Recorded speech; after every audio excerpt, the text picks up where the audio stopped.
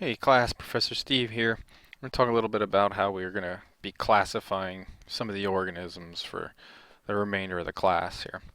Um, and we'll be doing that in two different ways in this little mini lecture. One is into the three domains of life, which is going to be breaking organisms up evolutionarily or genetically, and the other is by cell type, cell structure and function. Okay, we'll get to that in a minute. But what's this word domains? What am I talking about when I say domains? Well, we've all learned some sort of classification for organisms, even if we don't remember it all, in our basic biology classes throughout our education, kingdom, phylum, genus, species, this kind of thing. Well, the word domains takes it a whole step further. Okay, it takes things to the genetic level. Now, what do I mean by this? Let's look at our basic DNA molecule. Um, Here we have a double-stranded helix. That's two strands of backbone, essentially, twisted together, connected by all these little linkages here. Not all organisms' DNA is built this way, but we'll use this for familiarity's sake. Each organism has its own specific type of DNA with its own specific coding, right?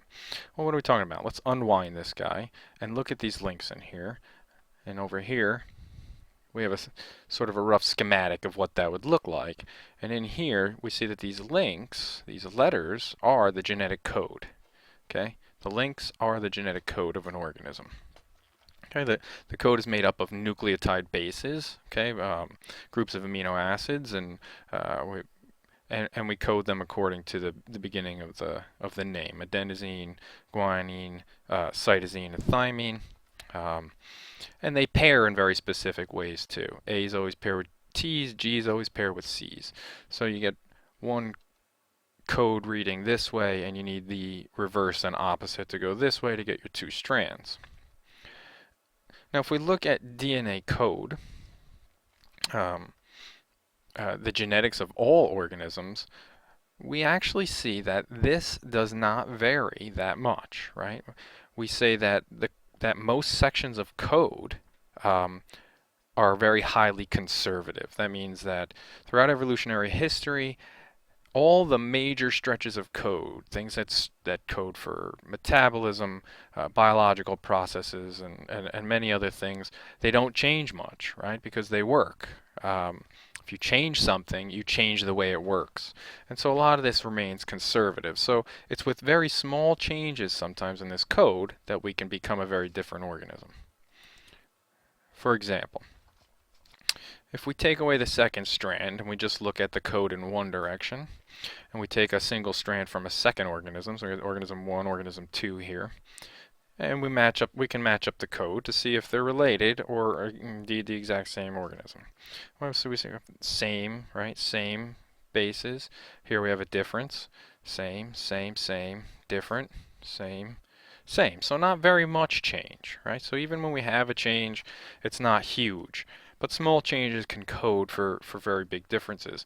These guys are relatively related, let's say. If we pull in organism 3 here, we see, if we look from 1 to 3 anyway, we see same. Now we have a difference, another difference, another difference. This is the same. CC, that's the same, different, different, different, right? So now we have much more differences. So organism 3 is going to be even more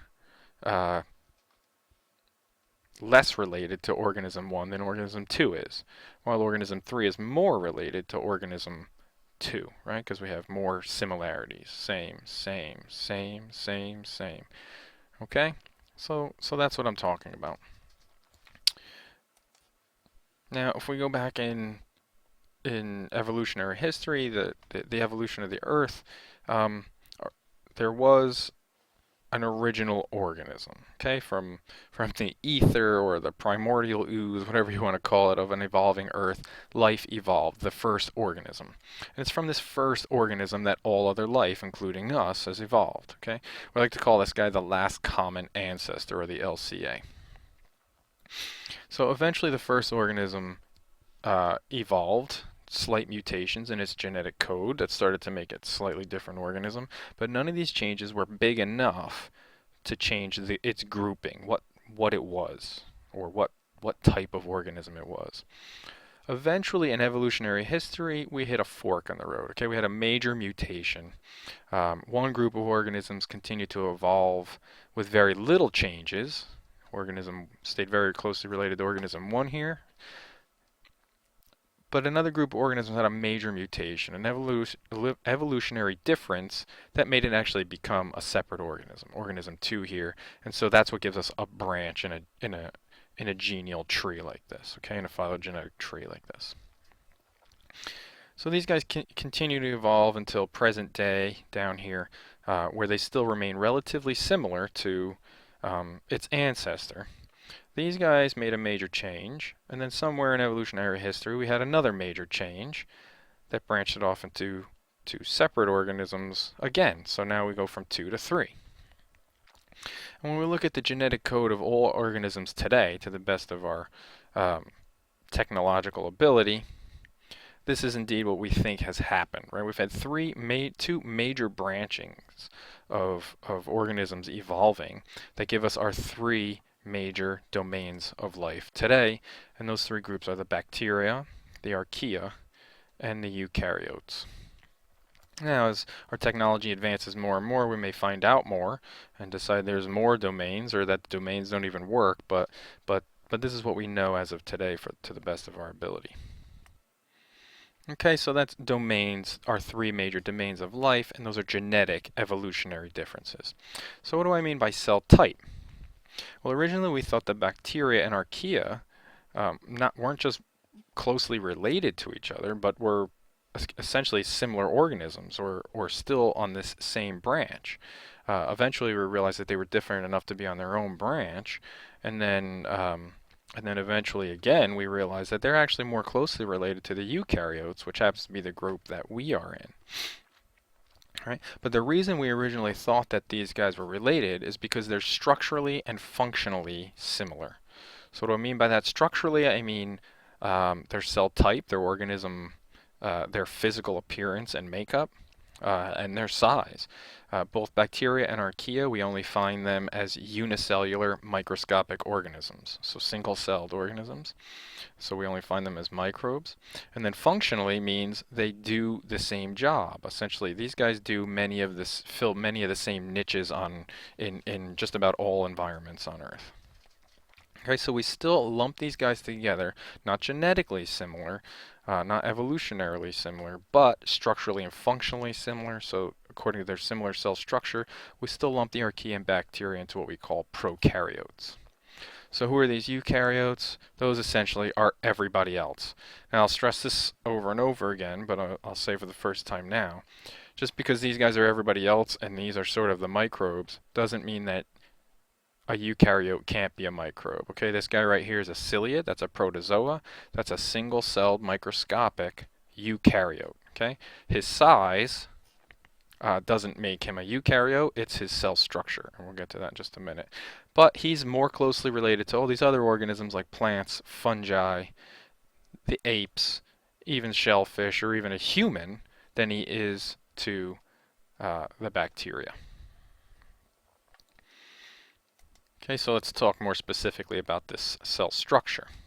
Well, the first thing that should hit you is that the prokaryotic cell, the prokaryotes, which are the bacteria and the archaea, remember, have a much smaller cell size compared to the eukaryotic cells. Right, so these guys are always single-celled, always unicellular organisms. These guys can be single-celled, but even whether it's a single-celled organism or a bunch of cells as building blocks for a large multicellular organism, the single cell unit is always larger than the prokaryotic cell. The other difference, I would say the major difference between prokaryotic and eukaryotic cells, is its complexity. I don't like to use the word simplicity. I don't like to say that prokaryotes are simpler because they can function the same way and sometimes at some jobs even better than a eukaryotic cell. But I'd like to talk about compartments or compartmentalization, excuse me. Let's take the genetic material. Okay, the DNA of a prokaryotic cell is essentially just loose. It's separate. It floats around in the cytoplasm of the cell in sort of a loose bundle we call a nucleoid.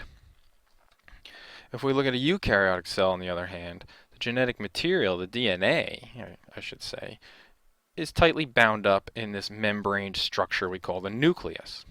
Okay, but in fact, if you look at any of the membrane, or I should say organelles in the eukaryotic cell, mitochondria, uh, ribosomes, Golgi apparatus, if you look at any of the organelles in a eukaryotic cell, they're all in these membrane-bound structures that we call organelles. Right? So that is one of the biggest differences between a prokaryotic cell and a eukaryotic one, and that is their structures, their organelles are in these membrane-bound structures, like the nucleus for the DNA. Right?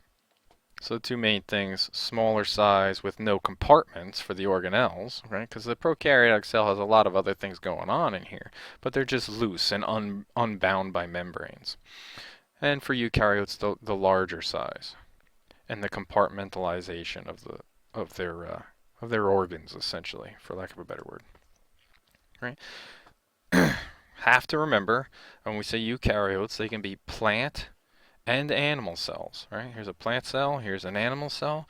They have a few differences, but in their organelles, which usually serve some of the same purposes, like a chloroplast in the plant cell versus the mitochondrion in the animal cell. These are both their organelles for gaining energy. But in general, the eukaryotes have larger cell size, and all of these little organs in here are membrane bound. Okay, and I can't stress this enough, just because you're eukaryotic doesn't make you unicellular. Okay, eukaryotes can be single and multicellular organisms. Just remember them as everybody else. Protozoa, fungi, all the higher organisms, plants, and even humans. Whereas the prokaryotes, that's the bacteria and the archaea, they are only single cell. There are no multicellular versions of these guys. Sometimes they grow in filaments or in a bunch of cells that grow together in clusters, and we'll see some of that throughout the class. But they're individual unicellular organisms. They never grow as a large multicellular organism. And none of their organs are bound in these organelles, right? There's no real structure. It all kind of floats loosely in the cytoplasm, including the genetic material, very importantly, the genetic material. But the jobs that they do can be plant and animal-like. Okay, so we can remember that. They're not plants and animals, but a lot of them fulfill some of the same niches. Right, so the three domains, bacteria, archaea, and eukarya, but for the most part, and I do want you to know that, the three domains, but for the most part in class we'll talk about organisms as either being eukaryotic or prokaryotic, which group them into similar cell size. Cell structure.